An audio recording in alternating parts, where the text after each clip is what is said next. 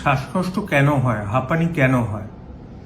একটা তো আমরা জানি হচ্ছে ফুসফুসের কারণে, যে ব্রঙ্কিয়াল অ্যাজমা বা সিওপিডি, দেখবেন সাই সাই আওয়াজ হচ্ছে। আর এটা হচ্ছে হার্ট যদি পাম্প না করতে পারে। হার্ট না পাম্প করতে পারলে কি হয়, তখন ফুসফুসটা কনজেস্টেড হয়ে যায় এবং সেই হাঁপানিটা একটু অন্যরকম। রাত্রিবেলা হয়, পেশেন্ট বসে থাকলে ভালো থাকলে, শুলেই শ্বাসকষ্টটা বাড়ে। এছাড়া এক রকমের হাঁপানি হয় হিস্টেরিক্যাল হাইপারভেন্টিলেশন। কি করে জানেন মানুষ? এরকম ভাবে করতে থাকে। এটা হচ্ছে হিস্টেরিক্যাল হাইপারভেন্টিলেশন। বেশিরভাগ ক্ষেত্রে আপনারা দেখবেন তার সাথে টিটানি হয়, হাত পা বেঁকে যায় এই হাইপারভেন্টিলেশনের জন্য। তা সেটা ঘুমের ওষুধ দিলে অনেক সময় কমে যায় সাইকোলজিক্যালি। কিন্তু আরেকটা ধরনের হাঁপানি, যেটা নিয়ে আমরা ডাক্তাররা ভীষণ চিন্তিত থাকি এবং পেশেন্টের বাড়ির লোকেরাও একদম অবহিত থাকে না, সেটা হচ্ছে পালমোনারি থ্রম্বোএম্বোলিজম।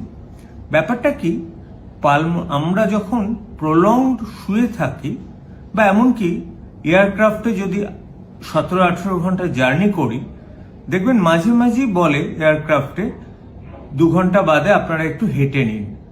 তা না হলে কিন্তু পায়ের ভেনে ক্লট করে যায়। এছাড়া ধরুন কারোর হিপ জয়েন্টে অপারেশন হয়েছে বা কোনো কারণে সে শুয়ে থাকতে বাধ্য হচ্ছে, তার কিন্তু পায়ের ভেনে ক্লট করে এবং সেই ক্লটটা ডিসলজ করে কিন্তু সোজা লাংসের যে ভেনটাতে গিয়ে আটকে যায় এবং সেইটা পালমোনারি থ্রম্বোএম্বোলিজম বলি আমরা। এই পালমোনারি থ্রম্বোএম্বোলিজমের শ্বাসকষ্টটা না বোল্ট ফ্রম এ ব্লু এর মতো হয়। আপনি ভালো মানুষ, হঠাৎ করে অপারেশনের 3rd ডেতে দেখলেন প্রচন্ড শ্বাসকষ্ট হচ্ছে এবং সেটা কিন্তু লাইফ সেভিং কিছু ওষুধ দিতে হয় এবং সেটা প্রমাণ করার জন্য সিটি পালমোনারি অ্যাঞ্জিও বলে একটা জিনিস করতে হয়। অনেক মহিলারা যারা রেগুলার ওরাল কন্ট্রাসেপটিভ পিল খান, বিভিন্ন কারণে, গাইনোকোলজিক্যাল কারণে হতে পারে বা কন্ট্রাসেপশনের জন্য হতে পারে, জন্ম নিরোধক বড়ি খান, তাদের কিন্তু পালমোনারি থ্রম্বোএম্বোলিজম ডেভেলপ করতে পারে।